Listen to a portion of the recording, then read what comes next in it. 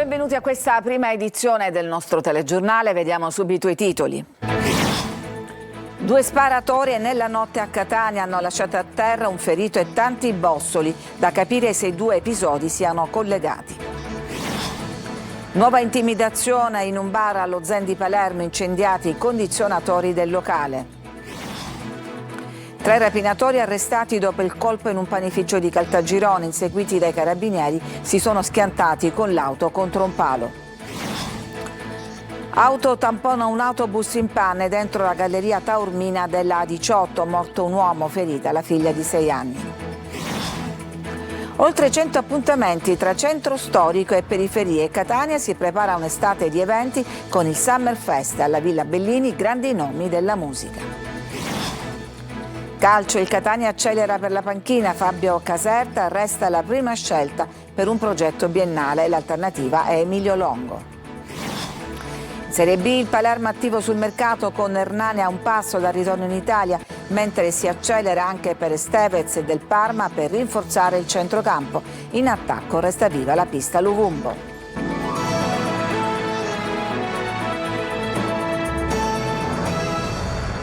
Dunque è stata una notte di spari a Catania, 2 distinti episodi che hanno lasciato a terra un ferito e tanti bossoli. Si indaga soprattutto per capire se le due sparatorie siano collegate. Desiree Ferlito.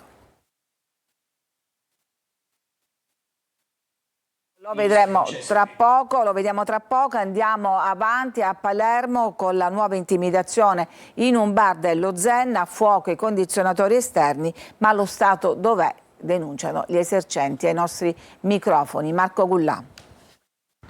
Ancora intimidazioni allo Zen, presso di mira nuovamente il bar Cherie. Alcuni giovani hanno dato fuoco alle unità esterne dei condizionatori dell'esercizio commerciale. Da una prima analisi delle immagini riprese dalle telecamere di videosorveglianza installate vicino al bar e in zona, sembra infatti che 2 uomini abbiano innescato il rogo, forse senza l'utilizzo di benzina o altri acceleranti, ma sfruttando solo la presenza dei rifiuti che con il caldo sono andati rapidamente a fuoco. Nei giorni scorsi davanti al bar erano state trovate bottiglie di benzina e la richiesta di 5.000 euro e un petardo aveva anche danneggiato la parte esterna dell'esercizio. Tra i residenti adesso c'è paura e soprattutto rabbia. Ma viene qua lo Stato, ma lo Stato dov'è? No, sono tutti assenti, vengono a fare le passerelle, vanno in chiesa, si vedono col prete, fanno le conferenze antimafia e cose varie contro il pizzo, ma lo Stato dov'è? Lo Stato è assente. Io stanotte mi sono alzata, alle 3 mi ero affacciata, sentivo una puzza strana, anche perché questa puzza di qua è cancerogena, è brutta,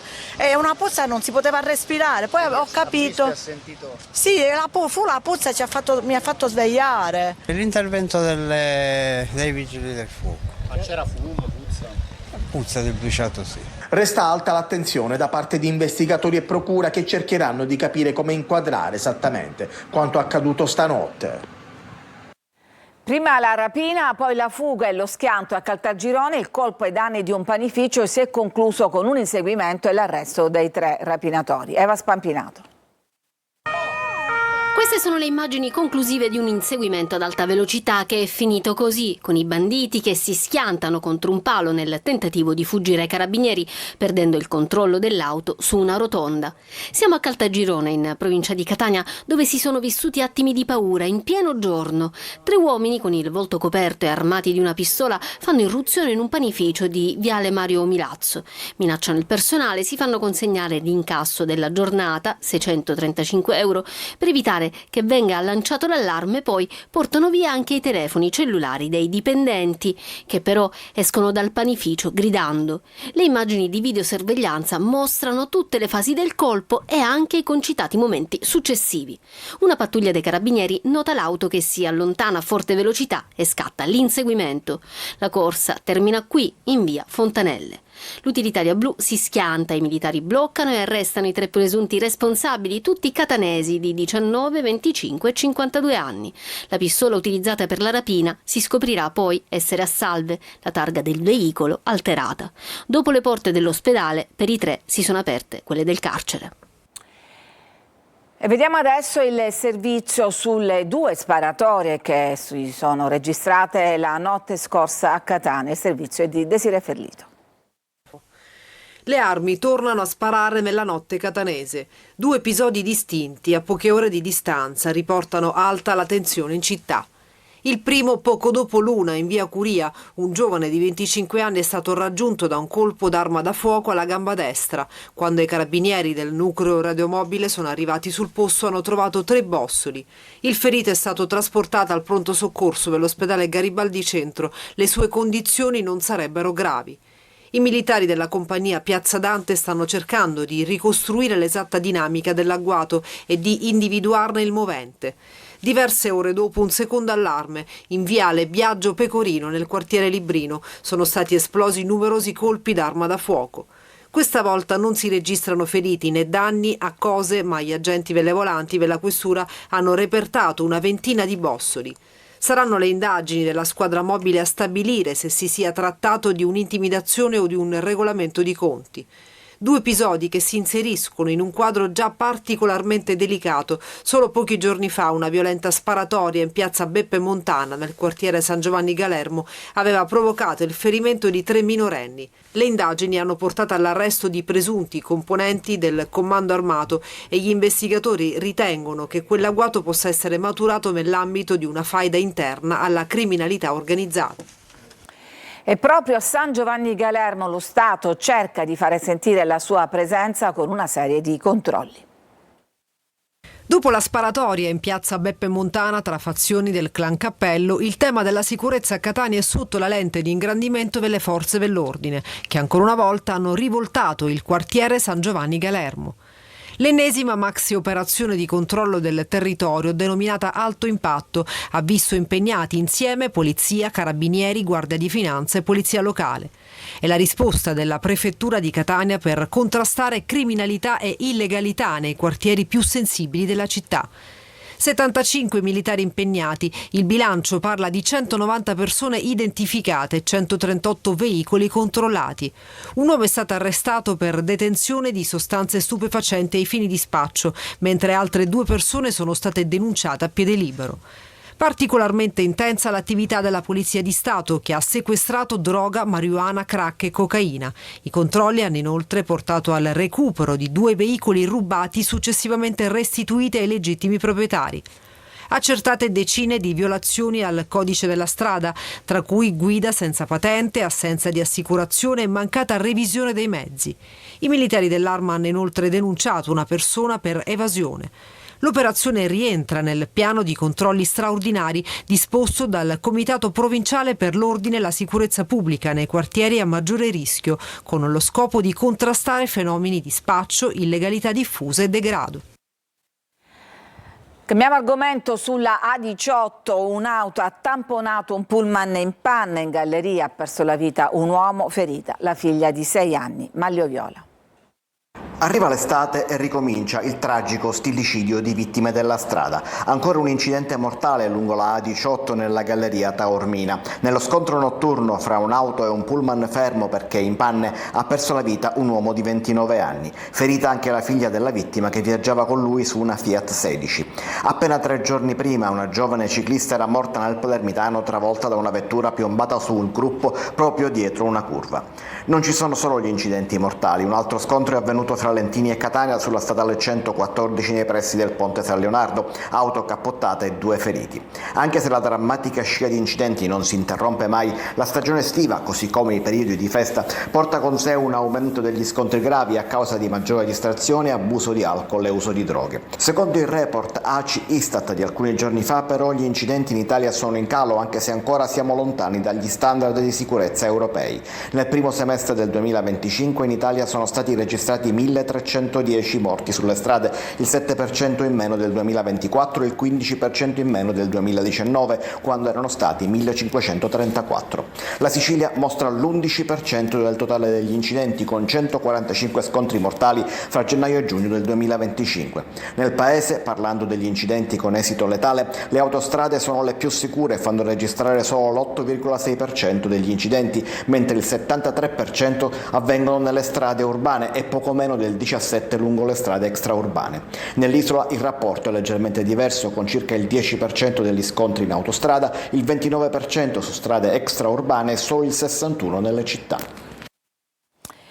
Arriva un commissario alla Impianti SRR che gestisce la discarica di Timpazzo finita in un'inchiesta. Gerri Italia.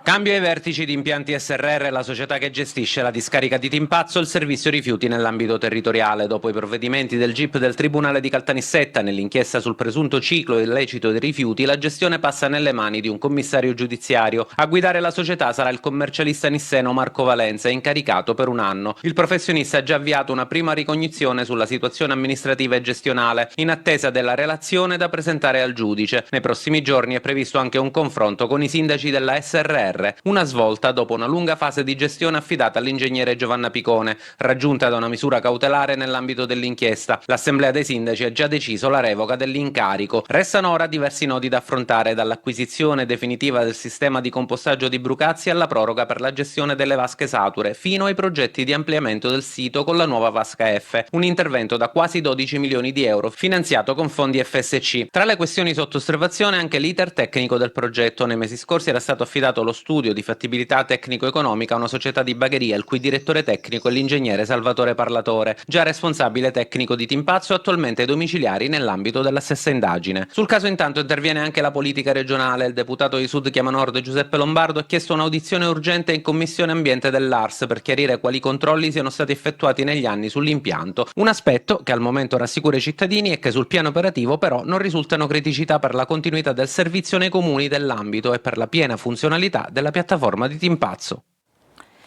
L'ASP di Agrigento condannata ad un mega risarcimento nei confronti dei familiari di un paziente morto in ospedale. Davide Sardo.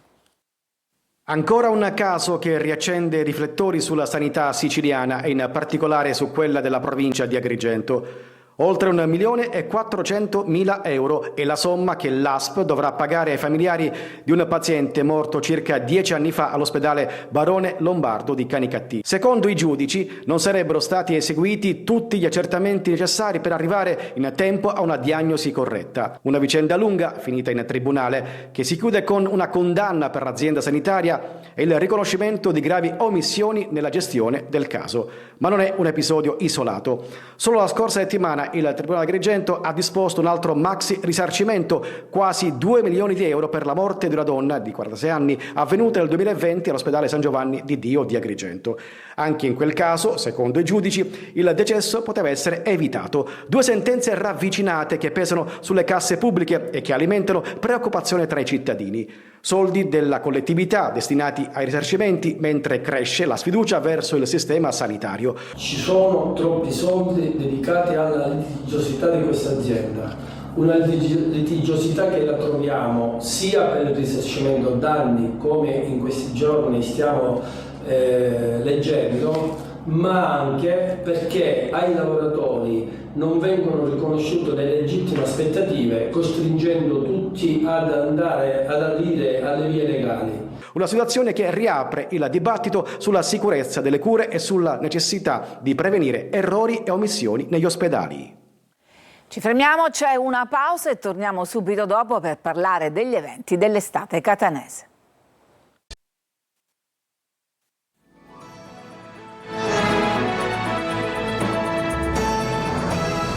Oltre 100 appuntamenti tra musica, teatro, cinema, danza e spettacoli, dal centro alle periferie. Insomma, Catania si prepara a vivere un'estate ricca di eventi con il cartellone del Summerfest. L'estate catanese si prepara ad accendere piazze, cortili storici e spazi urbani con un calendario ricco di appuntamenti. Presentato a Palazzo degli Elefanti il programma del Catania Summerfest 2026, la rassegna promossa dal Comune che accompagnerà cittadini e turisti nei prossimi mesi con eventi culturali, musicali, teatrali e cinematografici diffusi in tutta la città. Un cartellone che punta a coinvolgere non solo il centro storico ma anche le periferie, trasformando luoghi simbolo e spazi di quartiere in veri e propri palcoscenici all'aperto.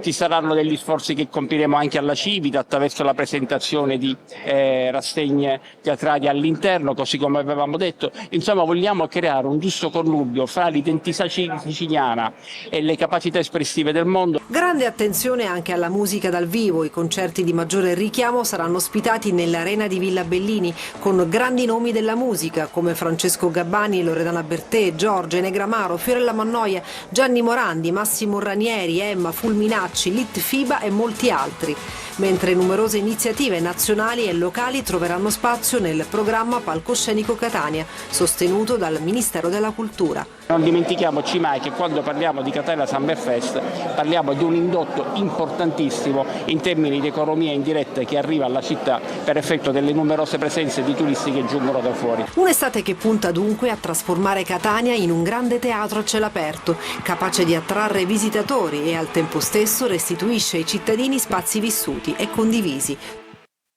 Ci fermiamo, c'è ancora una pausa, poi torniamo con la pagina sportiva con il Catania ancora in cerca del suo allenatore, anche se è in salita il gradimento di nuovo per Caserta. A tra poco.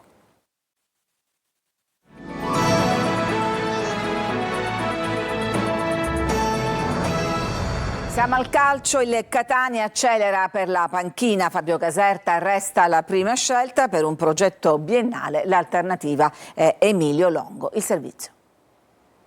La prima scelta è Fabio Caserta, l'alternativa è Emilio Longo, ma in una rotazione di allenatori dove ci sono più trattative e indiscrezioni che certezze e ufficialità, non possono escludersi colpi a sorpresa. Non c'è dubbio comunque che il Catania lavori ad un accordo biennale con Caserta, fortemente voluto dal club di Pelligra che l'ha contattato durante la scorsa stagione e più volte per la prossima, ritenendolo il tecnico ideale per il progetto rossazzurro. Un lungo corteggiamento che ha radici lontane nelle scorse settimane sembrava prossimo al lieto fine prima della rottura e della recente ripresa del dialogo. Piacciono il suo 4-3-3, i risultati ottenuti, la valorizzazione dei giovani insieme alla presenza di calciatori esperti. Caserta vuole il Catania e viceversa. Emilio Longo, prenotato dal Foggia in caso di probabile riammissione in terza serie, sarebbe il piano B. In Sicilia verrebbe di corsa per giocarsi la sua grande occasione.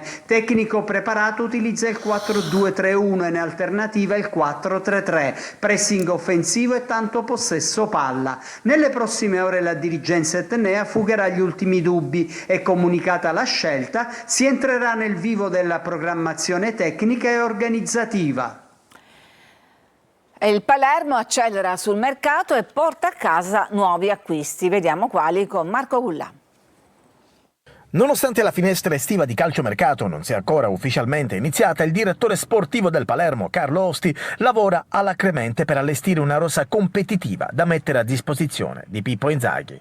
È fatta per Hernani. Il DS rosanero ha effettuato il blitz definitivo con il Monza. Il centrocampista brasiliano, che era conteso anche dal Modena, dovrebbe quindi vestire la maglia rosanero riabbracciando il suo ex allenatore alla Regina. Secondo le ultime indiscrezioni, per il 32enne calciatore sarebbe pronto un contratto biennale con rinnovo automatico per un'altra stagione in caso di promozione. Ma non è tutto. Il Palermo sarebbe pronto a sferrare l'assalto vincente anche per un altro tassello nella linea mediana. Si tratta del centrocampista Noel Estevez, in scadenza con il Parma. Per Estevez sarebbe già pronto un contratto fino al 2028 con opzione per il 2029. Rimane sempre viva la pista che porta all'ala del Cagliari Zito Luvumbo. Tra il club rosanero e l'entourage del calciatore ci sarebbe intesa totale, mentre tra le due società, che mancherebbe il giusto accordo per quanto concerne la formula di trasferimento dell'angolano in rosanero. I colloqui tra le parti sono costanti, in quanto Luvumbo è ritenuto dal club di Viale del Fante un profilo di assoluta priorità sugli esterni d'attacco. A breve anche l'ufficialità del rinnovo per il portiere Jes Joronen. È tutto per questa edizione, vi lascio adesso alla rassegna stampa, l'informazione torna come sempre alle 14. Una buona giornata.